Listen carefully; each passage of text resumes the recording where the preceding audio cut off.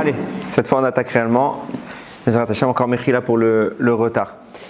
Alors, on va terminer Bezrat Hashem le Perek Bet de Yehoshua.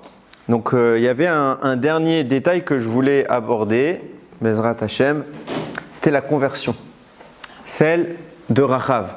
On a raconté l'histoire que donc, les deux explorateurs sont venus, ils ont découvert immédiatement cette femme et bon, ils vont avoir un échange, elle va faire partie de ceux qui vont être sauvés pendant la conquête de Yéricho. Et Bassof, non seulement qu'elle est sauvée, mais qu'elle se convertit et on a dit qu'elle se mariait avec Yehoshua.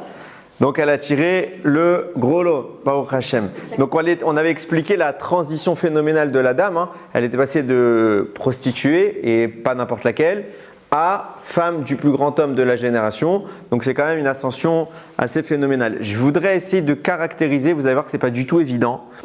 On va rentrer dans des notions assez profondes aujourd'hui. Caractériser ce petit changement. Regardez comment le texte nous glisse des informations. On croit encore une fois que c'est banal, mais il n'y a rien de banal. Regardez quand on arrive au moment où elle va les laisser quitter les lieux pour bon là, ils ont fini leur exploration, maintenant ils s'en vont. OK. Elle les a sauvés, donc elle négocie son sauvetage. Donc elle va dire quand viendra le moment de la conquête, vous ne toucherez pas ni à moi ni à ma famille. OK. Et maintenant vous allez prêter serment devant Hachem qui a cité Machem Hased, de même que moi j'ai fait avec vous du bien. Donc vous allez vous aussi faire du bien dans ma famille et vous allez me donner un signe juste, certain, vrai. Vous allez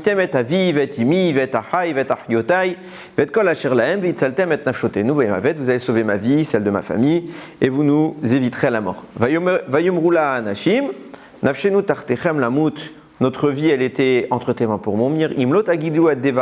Si vous n'éparpillez pas l'information, parce que sinon on avait expliqué qu'il y avait un risque. Si tout le monde est au courant du code qu'ils vont placer entre eux, bon bah tout le monde va faire la même chose et on ne pourra plus sauver, j'allais dire Tamar, Rachav et sa famille.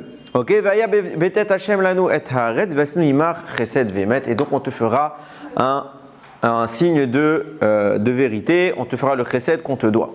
Ok, donc on est à un moment où je comprends l'attitude de Rachav, mais encore une fois, il faut toujours se mettre dans la scène réellement. Ok, vous êtes à un moment où vous dites à ces deux hommes, bon d'accord, maintenant je veux un gage. Je t'ai sauvé, je peux encore te dénoncer, il suffit que je pousse un cri et je te dénonce. Donc je veux un gage que quand vous allez conquérir Yéricho, vous me sauvez. Et elle a quoi comme gage? Ça veut dire qu'elle ne veut pas juste des belles paroles. Elle a quoi comme gage? Leurs paroles. Vous êtes en train de négocier votre vie. Ok? Vous êtes en train de négocier votre vie. Très sûr qu'on n'ait jamais besoin de faire ça. Mais dans la théorie, vous voulez juste un petit gage? Vous ne voulez pas quelque chose qui tient vraiment la route? Juste des paroles. Alors soit vous avez confiance en la personne et donc ces psukim-là ne servent strictement à rien. Et si c'était juste une discussion, bon, vous êtes sérieux, vous ne me faites pas un sale coup, bon, bah, encore une fois, Yehoshua, il ne nous l'aurait pas écrit dans son texte. Ou soit il y a vraiment un gage. Alors, ils vont mettre un code. La Torah va Yehoshua, dans le livre, il rapporte, ils ont mis un petit code. Voilà ce qu'ils vont dire. Voici qu'on va venir Baaret, dans la terre. Et tu vas prendre un cordon de fil rouge, écarlate, tu vas le faire suspendre à ta fenêtre, par laquelle nous on va descendre, et ce sera le signe pour qu'on te distingue. En quoi c'est un signe de bonne foi? En quoi c'est un signe de sérieux, de dire bon d'accord qu'on ait besoin d'un signe pour te reconnaître. Ça c'est un code qu'on met entre nous. Mais en quoi c'est un gage? C'est pas un gage. Je peux tout à fait te trahir. On voit d'ores et déjà que Rachav a pleinement confiance en eux. Alors pourquoi elle leur demande un signe? Soit on dit que le signe c'est juste un code entre eux, dans ce cas-là il fallait qu'on dise le mot plutôt code que signe, mais là elle veut un signe de vérité, hot et met. De là on voit quoi? On ne comprend pas du tout, en première lecture bien évidemment on a compris, mais en lecture un peu plus analysée, on n'a pas du tout compris ce qu'elle demande. Elle demande complètement autre chose que ce qu'on croit. Et vous allez voir que les choses, elles ne sont pas du tout aussi simples. C'est pas la première fois qu'on voit dans la Torah qu'on place un signe. Les Rachamim n'ont de cesse de comparer cette demande d'un signe, de Rachav, à celle de Caïn. Souvenez-vous de l'histoire. On est au tout début du monde. Caïn tue Hével. Et la Torah dit, Hachem lui a dit, Nar vanad, tu vas maintenant errer. Et Caïn, il va dire quand même quelque chose, il est assez gonflé le type. Il vient de tuer son frère. C'est les premiers hommes du monde, donc il vient de tuer à peu près 50% de l'humanité. Dieu lui parle. Vous vous rendez compte que Dieu parle à un meurtrier, je ne sais pas si on se rend compte. Et le bonhomme, il lui dit quoi? Vayomer Caïn el Hachem, une fois qu'il lui a annoncé Hachem la sentence, Caïn il dit à Hachem, Gadol avoni mineso. C'est trop lourd à supporter. En gerashta oti ayom, tu m'as chassé aujourd'hui, mais alpene à Adama, de la surface de la terre. Mipanecha et sa terre, je serai caché de ta face. Vaiti narvanat baaret, je vais errer. Yayakol motsei yargeni. Maintenant, tout le monde qui va me trouver, il va me tuer. Entre parenthèses, c'est qui tout le monde? Fin de la parenthèse. Je vous laisse réfléchir. Mais je vais aller vraiment dans le chat à Pachout, hein. Mais a priori, qui va le tuer? Ça, c'est le sens simple. Ça, c'est le sens simple. Comment? Alors c'est ce qui va se passer, sauf. Mais si lui, il fait pas d'enfant, il n'y a pas de génération prochaine a priori. Ok, donc il dit maintenant qui va. Non, mais ils descendent de Chet. Pour l'instant, Chet n'existe pas. C'est que 130 ans après, que Adam aura Chet. Et que Chet aura ensuite ses autres enfants qui arriveront à Enoch. Donc en l'état, il est assez tranquille. Comment? Vous avez des jumelles? Alors a priori, il avait sa femme, en effet, et c'est pas ces femmes qui risquaient vraiment de le tuer. Pourquoi? Parce que déjà petit 1, il y en a une qui est partie. Ok, je ne vais pas rentrer dans les midrashim, je ne suis pas venu pour parler de Caïn à la base, mais il y en a une qui est partie de ce monde, elle est revenue plus tard.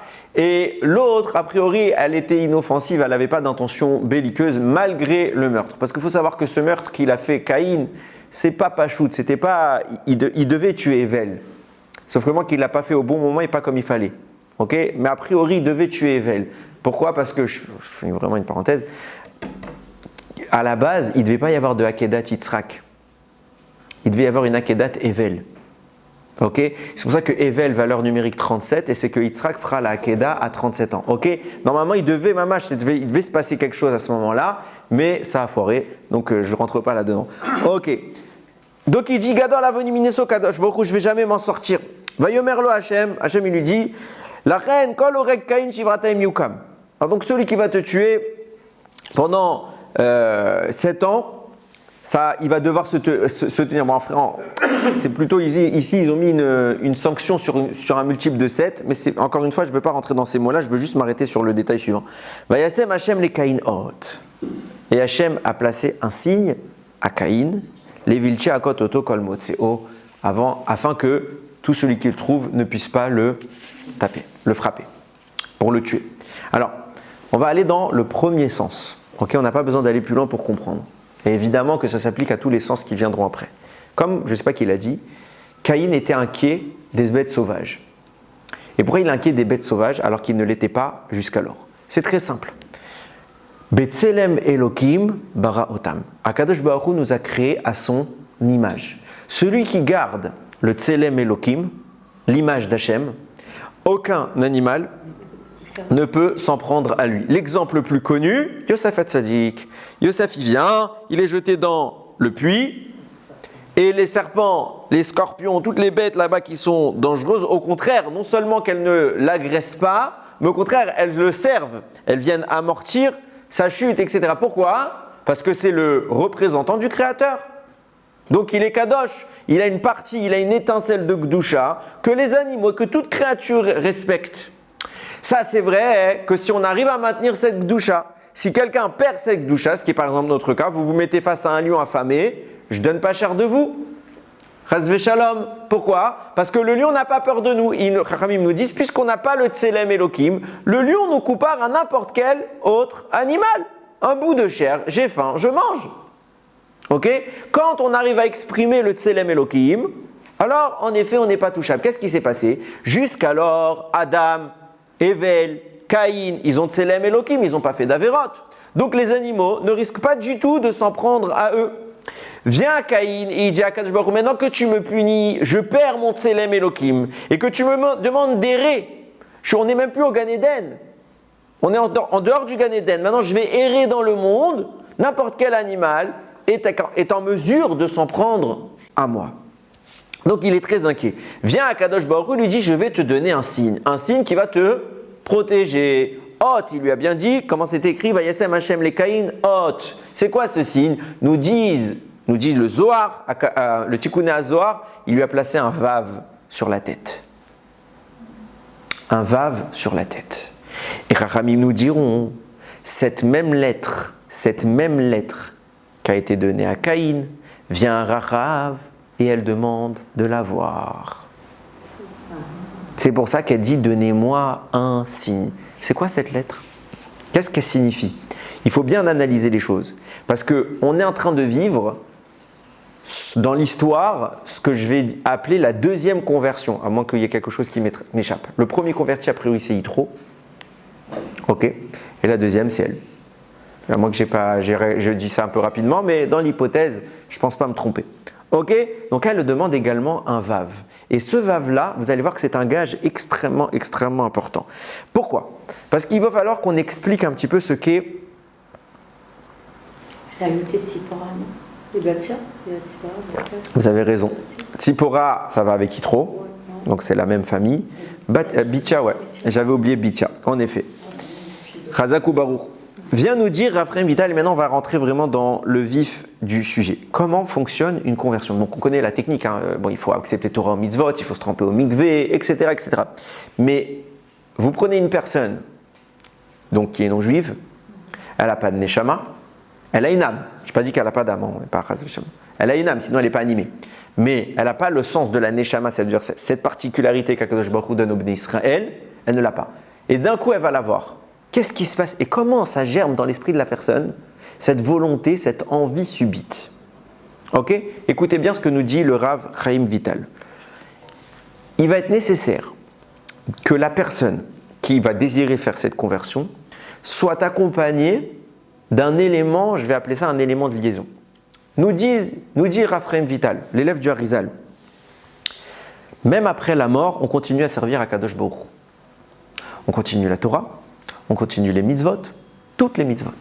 Dans une dimension évidemment qui n'a plus rien à voir avec la nôtre, c'est une dimension totalement ésotérique qui est spirituelle. Nous dit Rav Chaim Vital, dans le Gan Eden à Haaretz, à Tarton, vous savez qu'il y a deux Gan Eden. Il y a le Gan Eden qui est dans ce monde et il y a le Gan Eden qui est en haut.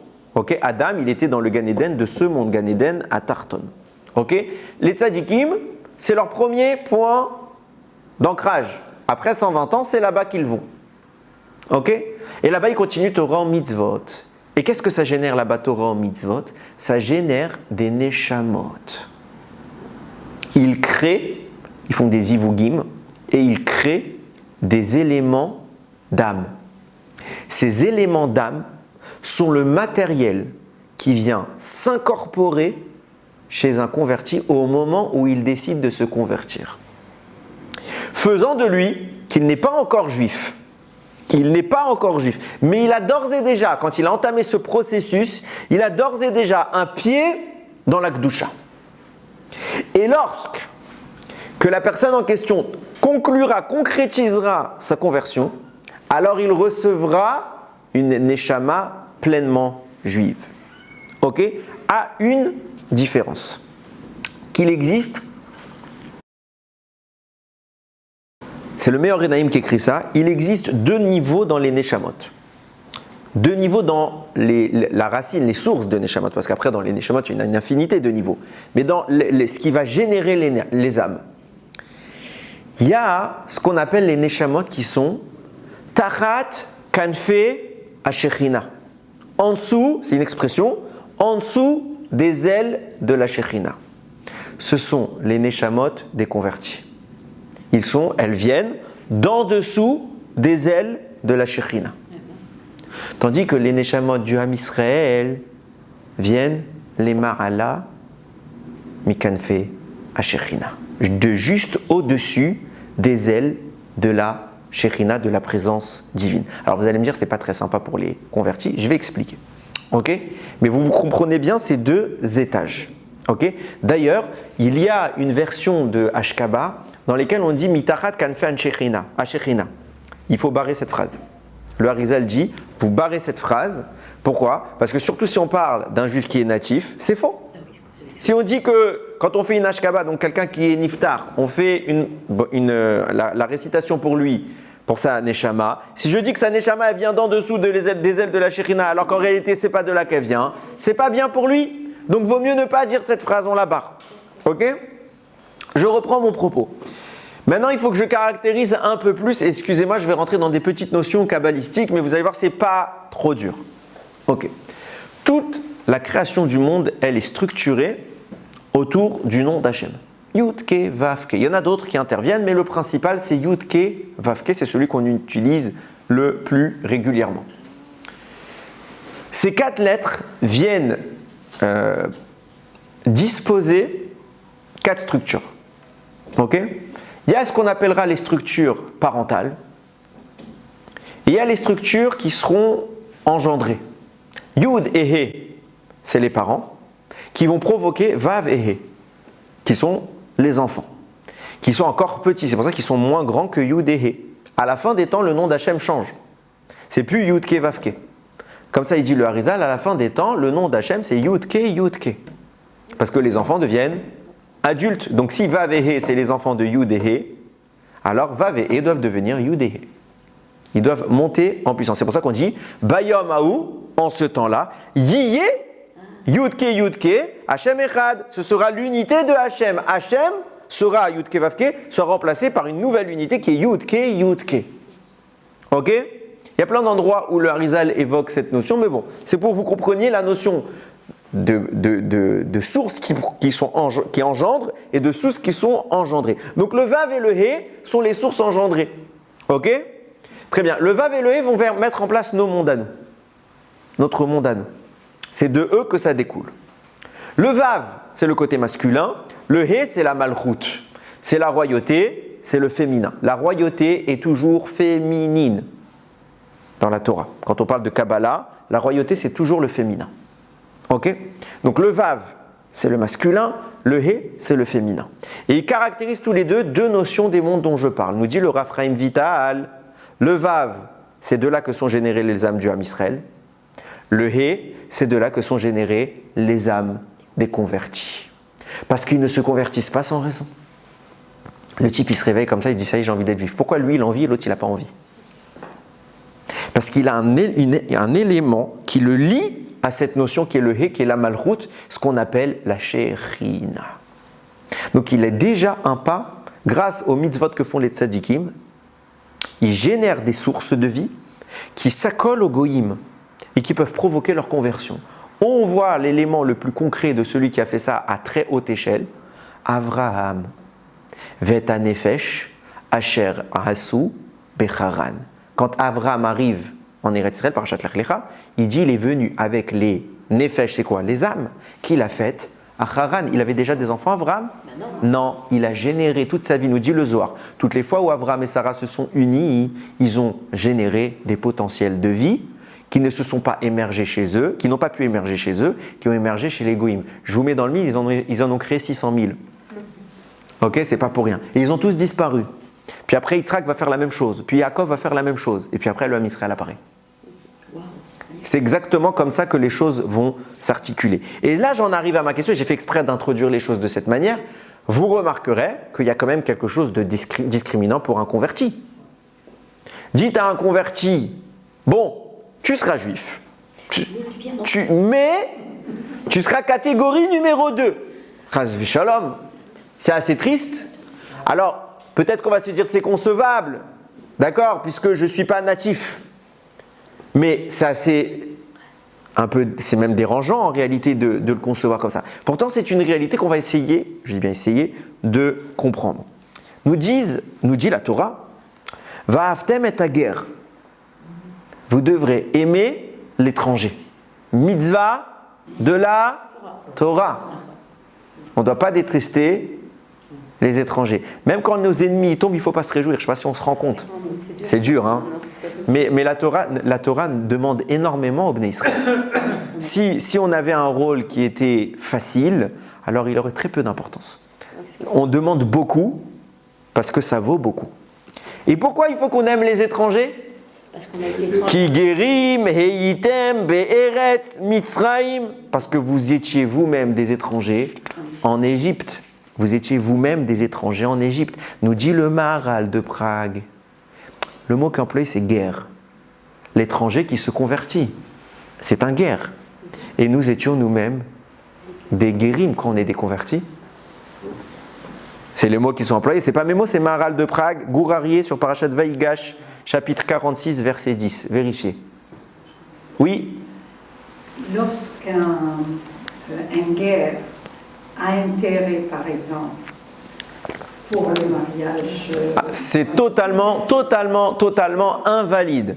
Celui qui se convertit, c'est le Rambam, il écrit. Au moment où il rentre, ou elle entre dans le mikvé, elle doit accepter les 613 mitzvot de la Torah. Si dans sa tête, la personne a dit j'accepte tout sauf une, elle est totalement pas juive. Alors vous allez me dire on peut pas savoir. On peut pas savoir. On prie que quand on se parie avec une personne qui est convertie, on fait attention que c'est une personne qui a l'air sincère. Si elle a l'air sincère, la Torah nous a donné une validité là-dessus. Inématov. Ok, je reprends mon propos. Nous dit la Gemara, quand les Bnei Israël sont sortis d'Égypte, pourquoi le Maharal de Prague il parle de nous comme des convertis ? Parce qu'en sortant d'Égypte, Akadosh Baruch Hu nous a demandé à tous les hommes, de faire la Brit Mila. Et suite à cela, tous les Bnei Israël ont fait un mikvé collectif qui s'appelle Parashat Béchalar, la traversée de la mer. Pourquoi Hachem il nous a fait traverser ? Vous savez qu'on n'a pas traversé en ligne droite, on a fait un demi-cercle. Donc en fait, on n'a strictement pas avancé. Ok ? Alors si c'était pour noyer les Égyptiens, il fallait faire un raz-de-marée qui coule les Égyptiens. Et nous, on regarde, on est spectateur. Après, il fallait qu'on aille dans l'eau parce que c'était notre mikvé. On va devoir en faire un deuxième très bientôt qu'on va parler. Enfin, les Bnei Israël en ont fait un deuxième en entrant en Israël, on en reparlera.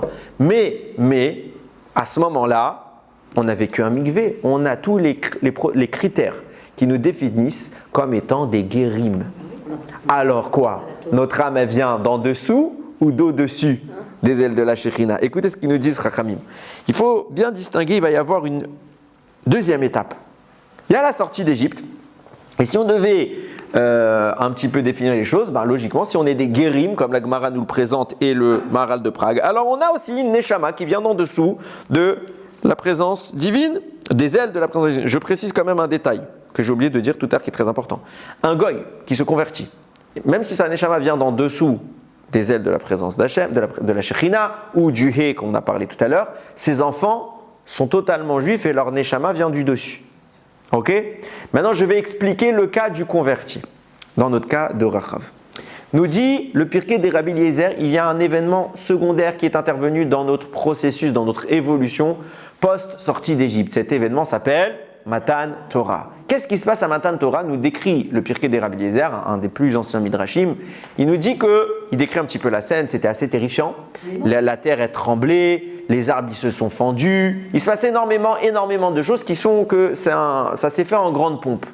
Mais surtout, on meurt tous. Mais le Midrash dit, écoutez bien, le Midrash dit quelque chose d'assez surprenant. Les vivants sont morts, les Bnei Israël sont morts, et les morts ont vécu. C'est contradictoire. Vient nous dire le Vélo Adéla. Qu'est-ce qui se passe ? Il faut comprendre le processus qui est en cours. Comment Akadosh Baruch Hu a insufflé la vie à l'homme avec un grand H. Première fois de l'histoire, c'est Adam Arishon. Qu'est-ce qu'il a fait ? Il a d'abord bâti sa structure, un golem, ça veut dire une structure inerte, et Akadosh Baruch Hu ensuite insufflé la vie. Qu'est-ce que c'est qu'insuffler la vie ? C'est la parole d'Hachem qui pénètre l'être qui la reçoit. Et subitement, Adam Arishon naît. Pourquoi ça se passe comme ça ? Qu'est-ce que c'est que la Neshama ? La Neshama, c'est le reste du souffle. C'est l'écho, l'empreinte, l'odeur qu'Akadosh Baruch Hu a imprégné dans le golem, dans le corps inerte qu'il avait créé. Et cette petite trace-là, vis-à-vis d'Hachem, c'est quelque chose de ridicule. C'est ce qu'on appelle la Neshama. Maintenant, cette Neshama, je disais, c'est donc le reste du passage de ce souffle divin. Qu'est-ce qui se passe au moment de Matan Torah? Akadosh Baruch Hu se remet à parler. Et l'homme se remet à l'entendre. Il y a 600 000 Bnei Israël qui sont devant le Har Sinaï et tous entendent la voix d'Akadosh Baruch Hu. Jusqu'à maintenant, il y avait Moshe. Mais là, c'est tout le monde qui entend. Et il se passe quoi? Ce résidu dont je parle depuis tout à l'heure ne peut se maintenir quand Akadosh Baruch Hu insuffle cette source de vie. Si c'est vide à l'intérieur, alors on peut laisser une trace.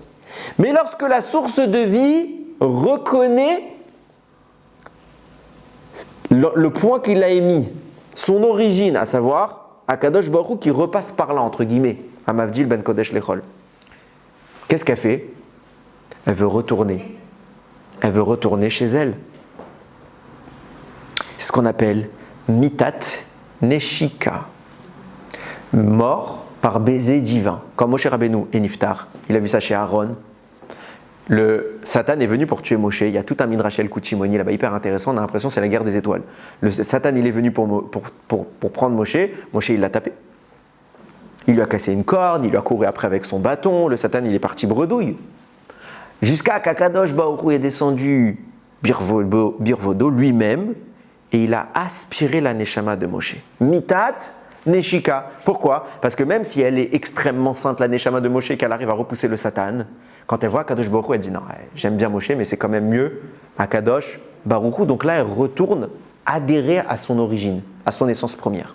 Quand Akadosh Baruch Hu arrive au Har Sinaï, il a face à lui des Bnei Israël qui ont tous une aura résiduelle de sa présence. Qu'est-ce qu'elle veut faire cette aura?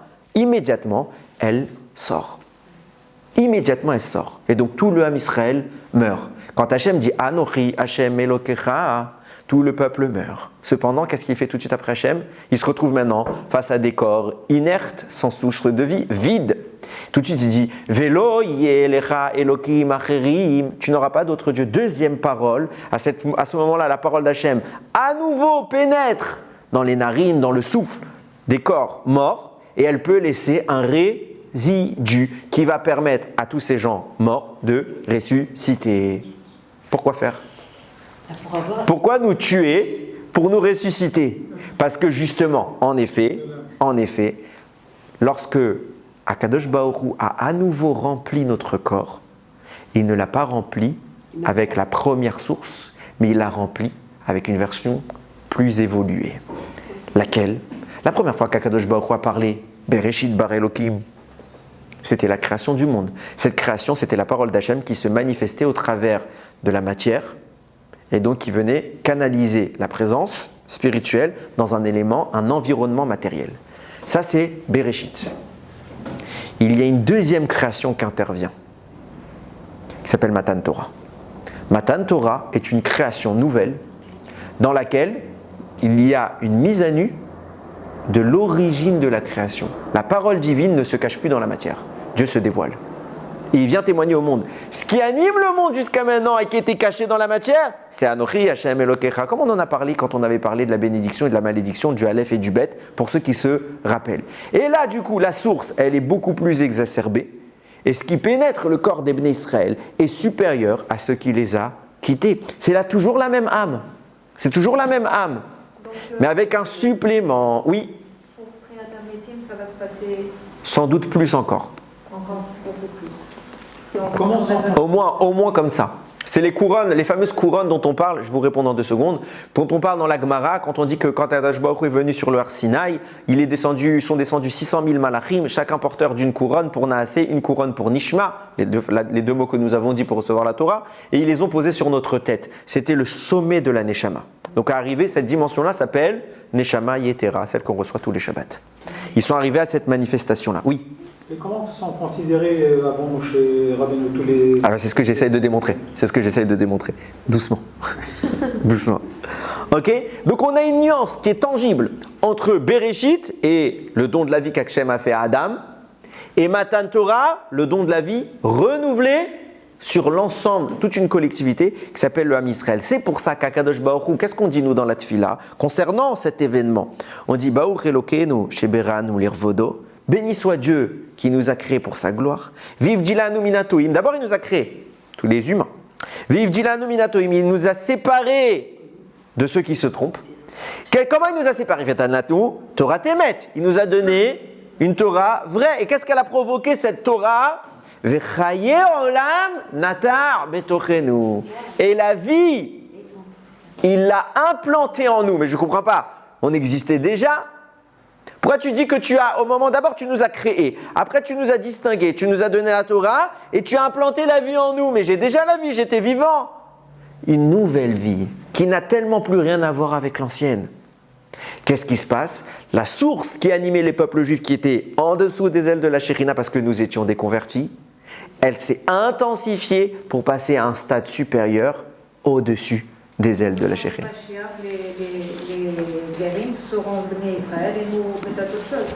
Ah, c'est pas mal ce que vous dites. C'est pas Mashiach, mais c'est dans la prochaine Shemitah, ça. Dans le prochain monde. Alors, je ne vais pas refaire un cours de 2 heures, mais si vous voulez, j'ai fait un shiur entier sur ça, dans lequel je parle de l'ascension des... J'en ai fait plusieurs en réalité parce que c'est tellement vaste, et je ne suis même pas sûr d'avoir tout compris, mais c'est tellement vaste qu'en fait, il faut savoir que ça marche par strates, et on monte ad blidai. Pourquoi? Parce que Dieu, il n'est pas fini, il est infini. Donc, il n'y a pas de fin à l'endroit où on peut atteindre. On peut toujours atteindre plus. Je ne sais pas si on se rend compte, c'est comme si je vous dis, je vous offre un cadeau, et dès que ça vous lasse, vous pouvez aller encore plus loin.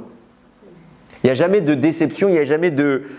On ne se lasse jamais, il y a toujours mieux. Nos ancêtres, Abraham, Isaac, Jacob. Non, je parle de notre monde à nous. Mais je crois que c'est le Gaon de Vilna qui dit « Ne rêvez pas de voir Avraham Avinu après Triat Hametim. » Celui qui voit Avraham, c'est à notre niveau. Si on voyait maintenant Avraham Avinu, on brûlerait vif. Comme ça, il écrit. J'ai entendu, j'ai pas lu. Ok, mais c'est assez évocateur de ce qu'on essaye de dire. Ok, on continue. S'il vous plaît, pourquoi vous avez dit on était des convertis? Parce que quand on est sorti d'Égypte, comment la Torah nous a appelés? Qui guerre et item peretz Mitzrayim. Vous étiez des guérim. C'est pas moi qui dis, c'est la Torah. Qu'est-ce qu'il écrit? D'ailleurs, la Gemara le dit. Pourquoi traduire par converti et pas par étranger? Parce que guerre, Alors, c'est quoi étranger? Pourquoi il nous compare? On aimera l'étranger. Et la Gemara nous dit, quand on est sorti d'Égypte, vous avez fait la Brit Mila, vous avez fait le mikvé. Pourquoi faire tout ça? Non, on était étrangers. Et le Gaon de Vilna, le Maral devra conclure, parce que mamache, on était des guérim. Ça veut dire quoi être guerre? C'est pas être juif? Pas chose que c'est être juif. Mais ça veut dire qu'il y a une strate qu'il faut évoquer, et que cette strate, on l'a dépassée. Quand est-ce qu'on est devenu le Ham Israël? Parce qu'il faut bien comprendre, je vais aller plus loin, même si ce n'était pas mon objectif. Il faut aller jusqu'au bout des choses. Avant Matan Torah, c'est quoi juif? Ça n'existe pas, juif. Tout celui qui est là à Matan Torah est juif. Toutes les autres personnes, vous ne voulez pas. Donc la notion de judaïsme, c'est pas Abraham, c'est pas Yitzhak, c'est pas Yaakov, c'est Matan Torah. C'est Matan Torah. Ce qui veut dire qu'avant Matan Torah, même si on est les Bnei Abraham, Yitzhak et Yaakov, les Bnei Israël, Yaakov c'est Israël, c'est pas encore le résultat de ce que nous sommes aujourd'hui. Vous comprenez ce que je veux dire? Donc, comparativement après Matan Torah, la vie que nous avions n'était pas celle des Bnei Israël qu'on connaît. C'était une vie, entre guillemets, de conversion. Parce qu'on était des Bnei Noach, auxquels se sont ajoutés quelques mitzvot. Ok? Je continue, vous allez voir, on va essayer un petit peu plus de cerner les choses. C'est exactement ce que demande Caïn. Caïn, il dit à Kadosh Baruch Hu, Ribono shel olam, j'ai perdu mon Tselem Elohim. Il me faut une lettre. Qu'est-ce que je veux? Je veux un signe qui me protège. C'est quoi ce signe? C'est le Vav. Le Vav, rappelez-vous, c'est quoi? Je vous ai introduit. Il y a Yud Ke, Vav Ke. Le Vav, c'est de là que viennent la source des Bnei Israël natifs. Vient Caïn, il dit maintenant que je suis descendu trop bas, j'ai plus d'âme pour me protéger contre l'agression animale. Je te demande de me rendre ma neshama. Et Hachem accepte. Il lui place un Vav. Ce qui signifie que vous commencez à comprendre la demande de Rachav, qui elle aussi a demandé un Vav. Vous allez voir, on va devoir définir un peu plus les choses. Nous dit le Gaon de Vilna, L'histoire de Caïn et Hével, il faut la comparer à une mitzvah qui est liée, je cherche mes mots, c'est pas grave, qui est liée à Yom Kippour.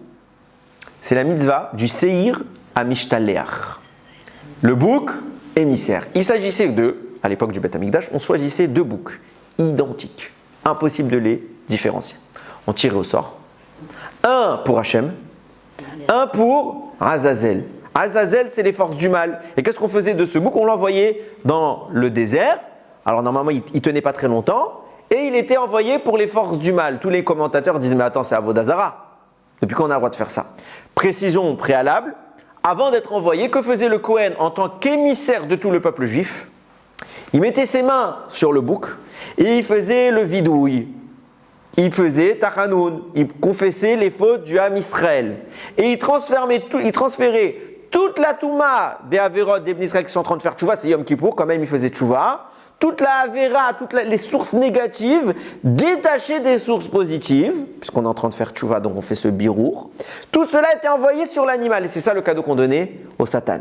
Le Satan pensant recevoir une vraie offrande, il est content. En réalité, qu'est-ce qu'il reçoit? Une offrande privée de vie, une offrande investie de sources de mort. Parce que comment vit le mal? Le mal absorbe les forces de vie, les forces du bien, sinon il ne vit pas. Le mal, c'est le mensonge. Le mensonge n'existe pas. Le mensonge, c'est la mort. Donc le mal, c'est la mort. Comment la mort peut-elle vivre? Réponse, en volant des sources de vie. Le mal, c'est un mort vivant.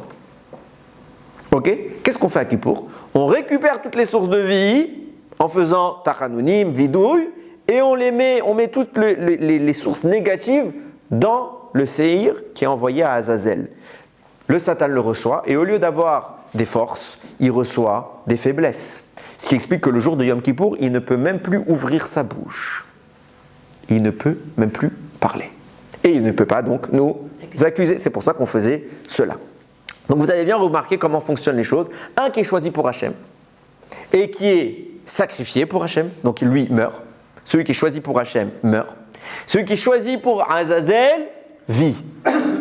C'est exactement, nous dit le Gaon de Vilna, ce qui s'est passé avec Caïn et Hével. Les 2 hommes sont venus pour faire un korban. Akadosh Baruch Hu, il a choisi un des 2 et il a refusé le deuxième. Il a accepté le korban de Hével et il a refusé le korban de Caïn. Qui est mort? Le korban qui était destiné à Akadosh Baruch Hu, Hével, celui qu'Akadosh Baruch Hu a choisi. De même que le Seir Amishtaler qui est envoyé, le Seir qui est choisi pour Hachem, lui aussi il est sacrifié. De même, Hével a été tué. C'est pour ça que je vous disais qu'on parle d'un sacrifice pour Hével. Ça aurait dû être la Kedat Hével.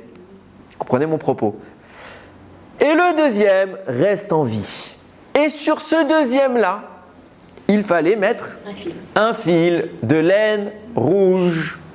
Oui. Il y a des commentaires sur le Azazel, celui qui a envoyé Azazel, ils disent qu'il était jeté d'une falaise. Oui, il tombe de la falaise. Il l'envoie de la falaise, mais c'est pas sûr qu'il meurt. Normalement, il va mourir. Mais il est envoyé, il y a écrit, il est envoyé dans le désert. Après, dans la pratique, on ne fait pas comme ça. Ok, mais le texte parle comme ça. Pourquoi? Vous allez comprendre. Il faut qu'on l'envoie avec ce fil rouge. Évidemment, ça vous rappelle quelque chose. Qu'est-ce qu'on a demandé à Rachav? Évidemment, c'était de mettre un fil rouge. Qu'est-ce qui se passe à ce moment-là? Viens à Kadosh Baruch Hu, et maintenant on va reprendre depuis Caïn pour arriver jusqu'à Rachav. Viens à Kadosh Baruch Hu, il dit à Caïn, ok, tu veux une neshama. Tu as perdu ta neshama, du moins la dimension dont on parle de la neshama, et tu veux une neshama, ok, je te donne un vav. Et quand tu fais cette conversion-là, c'est une réanimation de ta neshama, alors tu redeviens ce que tu étais avant.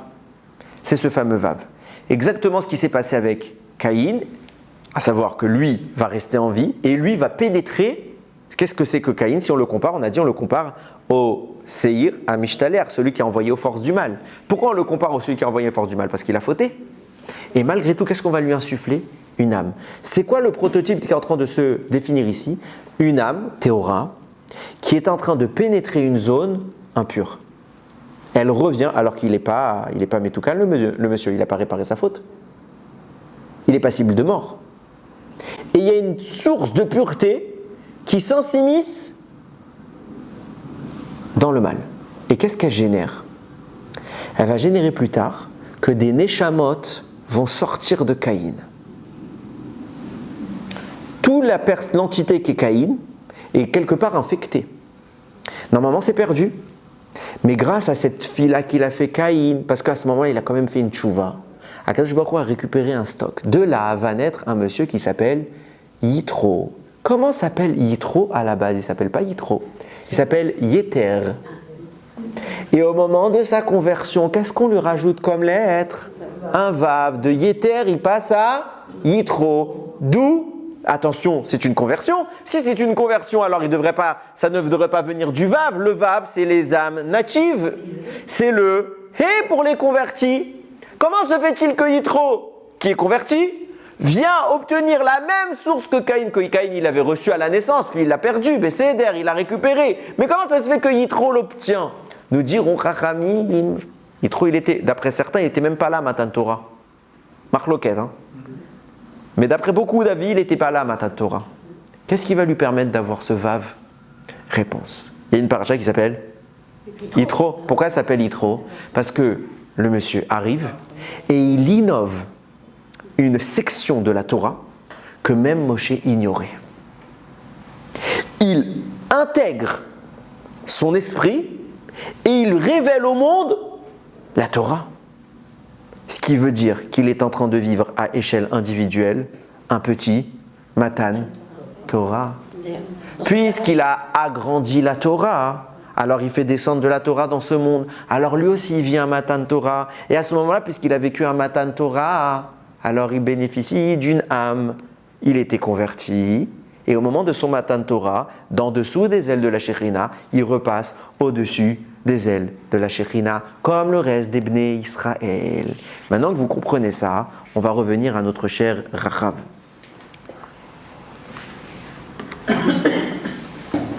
Viens nous dire, c'est compliqué, je sais. Hein. De temps en temps, j'aime bien un petit peu approfondir. Si. Pas shoot. Comme ce que vous venez de dire, il vit un Matan Torah. Mais c'est pas, la Torah n'est pas écrite dans l'ordre. Rachim et Forash, c'est pas toujours dans l'ordre. Ouais. C'est un srout, c'est pour ça qu'on a choisi, parce qu'il a innové la Torah. Alors lui-même a fait descendre une partie de la Torah. C'est dans cette section-là qu'on fait descendre Matan Torah. Je disais donc, nous disent Rachamim, la Neshama de Rachav, elle vient de qui? Elle vient de Caïn. Donc comme Caïn, il avait ce vav, vient sa descendante qui n'est pas juive. Et elle demande, moi aussi je veux ce vav. Et maintenant vous commencez à comprendre la discussion qu'il y a entre Pinchas, Kalev et Rachav. Elle demande un signe émet. C'est quoi émet? Qu'est-ce qui est émet? C'est la Torah qui émet. Elle demande à recevoir le vav. Et comme eux, au moment de Matan Torah, ils ont reçu une source de vie qui vient du vav, elle aussi veut recevoir le vav de Caïn. Que répondent Kalev et Pinchas? Disent, désolé, on ne peut pas. On ne peut pas. Pourquoi? Parce qu'à l'époque où Yitro l'a fait, il y avait encore sur terre un homme qui s'appelle Moshe. Et c'est lui qui ouvre la porte entre le ciel et la terre. Et c'est lui qui offre la possibilité de cette transition avec la Torah. Yitro a pu bénéficier de l'aura de Moshe Rabbeinu. Mais maintenant, Moshe n'est plus et nous n'avons pas le kohar de faire descendre une neshama du monde en question. Tu peux te convertir, mais tu n'auras pas le vav. Ça c'est triste, mais c'est pas fini, elle ne se laisse pas faire. Elle s'est négociée. Quelle va être sa réaction? Elle va changer leurs consignes. Eux, ils avaient dit, que je retrouve le texte. Voilà. Et tikvat chut hashani. Tu vas placer, c'est ce qu'il avait demandé quand nous allons rentrer, tu placeras le cordon, donc chut c'est un fil, hashani d'écarlate. Ok, c'est comme ça que tu vas te reconnaître. Et eux vont refuser. Qu'est-ce qu'elle va faire? Elle ne va pas exactement placer ça. Elle va changer le signe à une petite nuance. Pourquoi elle va faire cela et qu'est-ce que ça signifie? Écoutez bien, je vous ai introduit l'idée tout à l'heure de dire que le vav, d'où viennent les âmes du peuple juif, qui sont au-dessus des ailes de la Shekhinah, représentait un monde masculin. Le hé, la Shekhinah, la malchoute, la royauté, d'où viennent les âmes des convertis, représentait une source féminine. Vous retenez jusque-là. Nous dit le Zohar. Quand Akadosh Baruch Hu va chasser Adam Arishon du Gan Eden, il ne veut pas qu'il touche au Etz HaChaim. Parce que depuis tout à l'heure, qu'est-ce qu'on explique? C'est quoi le Etz HaChaim? C'est la Torah. Etz HaChaimi la Mahazikimba. C'est un arbre de vie à celui qui s'y accroche. Pourquoi un arbre de vie? Parce que celui qui reçoit la Torah reçoit une nouvelle vie. Depuis tout ce qu'on explique depuis tout à l'heure. Vient Akadosh Baruch Hu, il dit, si je laisse l'accès à l'arbre de la vie, alors ils vont récupérer des sources alors qu'ils sont encore enfouis dans le mal. Ça, je ne suis pas d'accord. Qu'est-ce qui place devant? Des malachim. Je vous l'ai dit tout à l'heure, le Gan Eden, il est dans ce monde. Pourquoi on ne le trouve pas? Tu peux chercher toute ta vie, tu peux envoyer tous les satellites, tous les bateaux, tous les avions, toutes les excursions du monde. Il n'est pas possible de le trouver. Pourquoi? Parce qu'Hachem, il a fait comme ça. Vaïgaresh et Adam, il a chassé l'homme. Vaïashken mikedem le Gan Eden et à Kérouvim. Il a placé les Kérouvim. Ve'et lahat acherev amit hapechet. Traduisez-moi cette phrase. La lame de feu, mot flamboyante, ils ont mis ici, qui amit hapechet, ça veut dire quoi mit haper? Qui inverse. C'est quoi cette lame de feu qui inverse? Alors on lit, alors on se fait tout de suite des films, hein. On s'imagine une lame avec des flammes, c'est des malachim. Hein. C'est des malachim. De quoi on parle? Il a mis ça là-bas. Les malachim, ils tiennent une épée spéciale qui inverse. Elle inverse quoi? L'ishmor et derer et sachaim, pour surveiller l'entrée du Gan Eden dans lequel se trouve le Etz HaChaim. C'est quoi cette épée? Et qui est dans ce monde? Vous avez remarqué que le mot Cherev, l'épée, c'est les mêmes lettres que Rachav. Et qu'est-ce que ça signifie? C'est quoi cette épée? Nous dit le Gaon de Vilna en commentaire sur ce Zohar. Je vous lis la phrase telle quelle, comme ça. Il cite le Zohar. L'épée qui est féminine, comme nous le savons, excusez-nous, inverse le masculin en féminin et le féminin en masculin. Attention, c'est pas une épée qui fait les hommes femmes et les femmes hommes. Rien à voir, Razve Shalom. Mais elle inverse le masculin en féminin et le féminin en masculin. Depuis tout à l'heure, je vous parle de quoi? Un monde qui s'appelle Vav, qui est masculin. Un monde qui s'appelle He, qui est féminin. On les avait également appelés au-dessus les ailes de la Shekhinah, en dessous des ailes de la Shekhinah. Qu'est-ce qui se passe là-bas? Il y a une épée. Où est-ce qu'elle est cette épée? Elle est à la frontière entre le monde normal et le Gan Eden. De même, il y a une femme, pas Cherev, mais qui s'appelle Rachav, qui se trouve à la frontière entre Eretz Israël et Chutz Laaretz. Comment s'appelle cette femme? Rachav. Elle est la femme qui va mériter une conversion d'ordre féminine. Qu'est-ce que je veux dire par féminine? Le He, la source d'âme des convertis.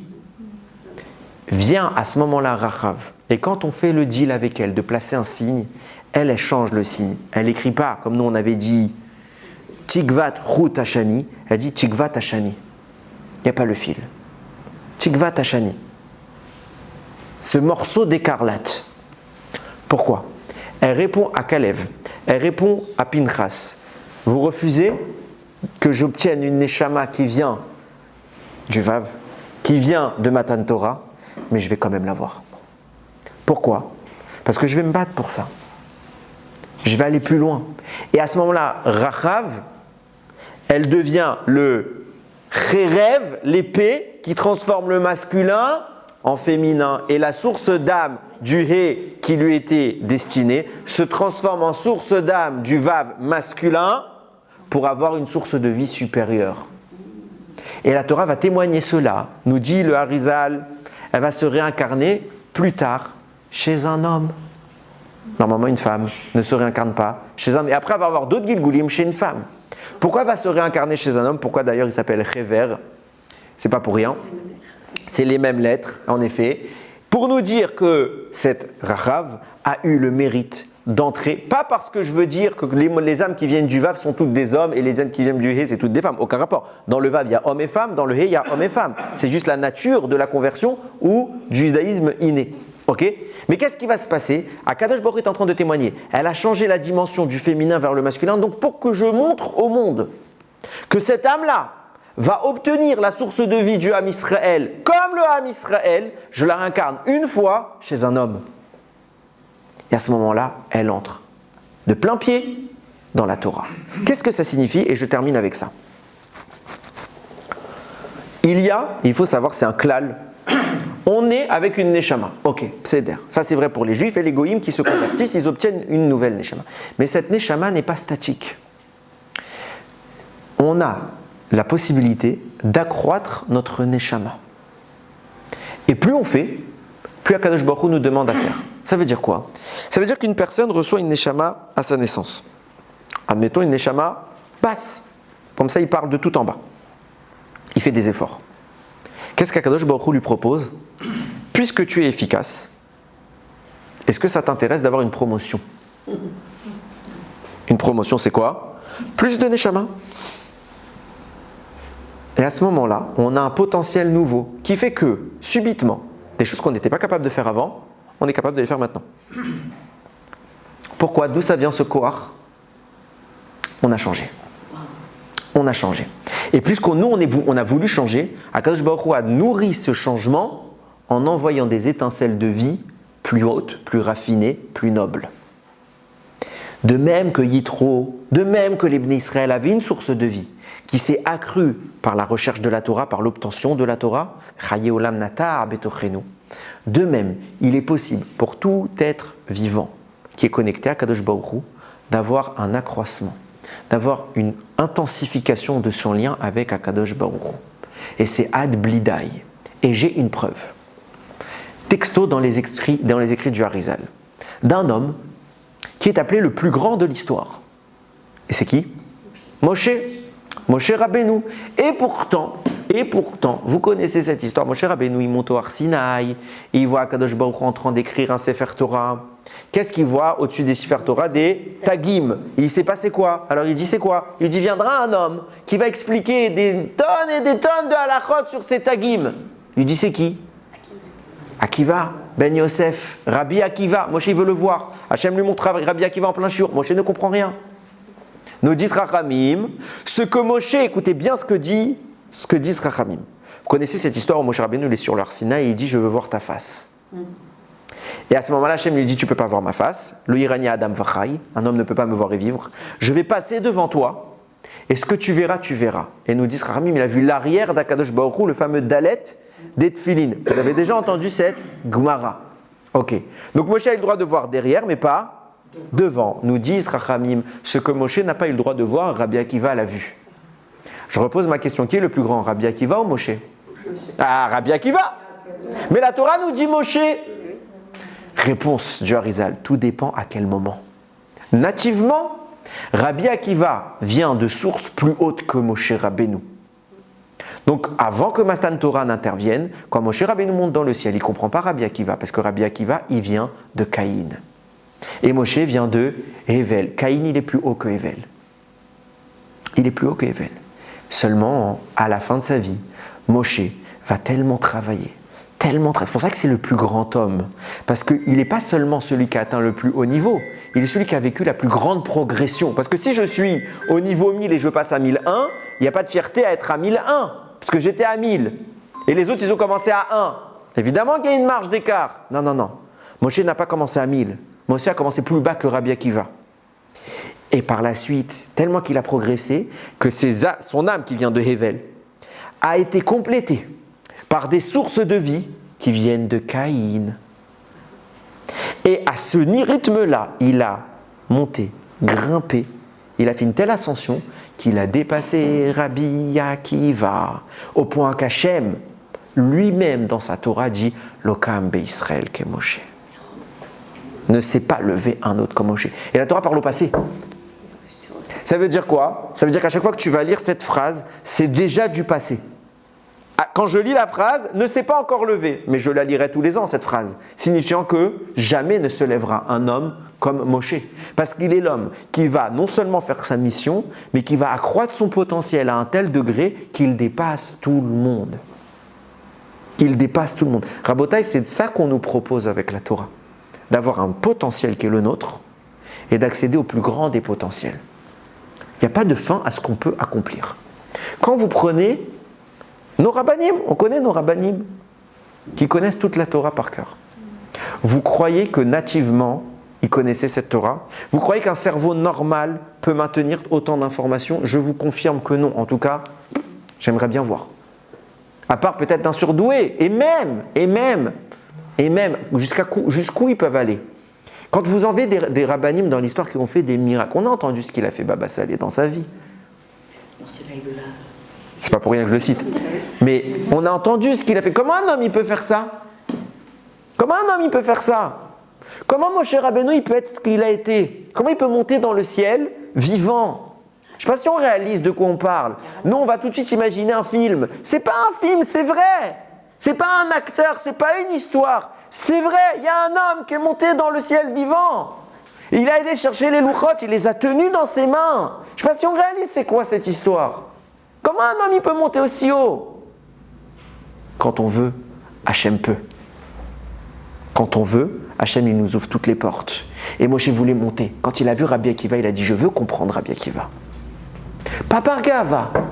Pas dire non c'est moi le plus grand. Non, il était tellement modeste qu'il a dit à Hachem, envoie-lui. Il est mieux que moi. Hachem a dit non toi. Donc Moshe il a dit si c'est moi qui suis envoyé, il faut que je sois au moins aussi grand que lui. Donc Moshe toute sa vie il va travailler. Il croyait qu'il faisait rien. Moshe il a reçu la Torah, ça y est, il s'est mis dans la tente. Il faisait quoi toute la journée Moshe? Il regardait le ciel et la tente? Non, il travaillait, il s'améliorait. On peut changer du tout au tout. Quand on a des fois des défauts, vous l'avez sans doute entendu 100 fois, vos défauts, votre famille les connaît. Et ils vont vous le dire. T'es nerveux, t'es tout ce que tu veux, t'es pas intelligent, je sais pas, tous les défauts du monde. Quelqu'un de nerveux peut devenir calme. Est-ce qu'on peut s'en rendre compte? Sans médicament. Enfin, s'il y a un médicament. C'est la Torah. Pourquoi? Parce qu'à chaque effort, je deviens plus grand que ce que j'étais la veille. Si je vais me coucher le soir, au même niveau que je me suis réveillé le matin, j'ai perdu une journée. Alors je ne parle même pas si je suis moins bien. On peut changer. Au point où il y a des attitudes dans la Torah, et j'en parlais, moi je me rappelle quand j'étais professeur, il y a un élève qui m'avait posé une question, et qui est une bonne question. Il m'a dit comment c'est possible d'être homosexuel? Il m'a posé la question comme ça. Il m'a dit comment c'est possible d'être homosexuel? Je ne comprends pas. J'ai dit tu ne comprends pas? Alors le fait que toi tu ne puisses pas envisager de l'être, tu vois de là que l'homosexuel n'invente pas. Parce que toi tu n'y arriverais pas. Donc c'est que c'est sa nature. Il est comme ça. Parce que toi, tu ne pourrais pas faire ce qu'il fait lui. Tu n'as pas les mêmes envies que lui. Comment il pourrait, toi, si tu te proposais ces choses-là, ça te répugnerait? Comment lui, il peut avoir envie de faire ces choses-là? Il y a pire que ça encore. Comment c'est possible? Ils sont nés comme ça. Ils sont nés comme ça et c'est Retzon Hachem. Retzon Hachem. Ça ne veut pas dire que c'est permis de l'être. Ça ne veut pas dire que c'est permis de l'être. Je décris de là un état. Il y a des gens, c'est des kleptomanes, ils volent. Ils peuvent pas, ils n'arrivent pas, il faut un truc qu'ils le prennent. C'est leur faute. Qui les a créés comme ça? Il y a des gens, ils sont nerveux. C'est leur faute? Non, ils sont nés comme ça. On n'a pas choisi nos qualités, c'est Hachem qui a choisi nos qualités. Il y a des gens, ils ne sont pas intelligents. Il y a des gens, ils sont intelligents. Il y a des gens, ils sont moches. Il y a des gens, ils sont beaux. Il y a des gens, ils sont petits. Il y a des gens, c'est pas nous qui avons choisi. Comme ça, le monde, il est. Mais Hachem, il va regarder tes défauts. Parce que grand, petit, beau, moche et beau, c'est pas ce qui compte dans la Torah. Mais tes qualités réelles. Il va les regarder. Il va dire, tu vois tes défauts, je ne les accepte pas. Mais c'est toi qui me les as donnés. Ouais. Mais je t'ai aussi donné le moyen de les changer. Ah, dans un couple, t'as Shalom Bayit, ils vont voir le Rav. La femme a dit, j'en peux plus de ce mari, il est trop nerveux. Ou là, le mari dit la même chose de sa femme. Et le Rav, qu'est-ce qu'il va dire au mari? Tu sais, Habibi, il faut que tu sois calme. Ça, c'est les phrases.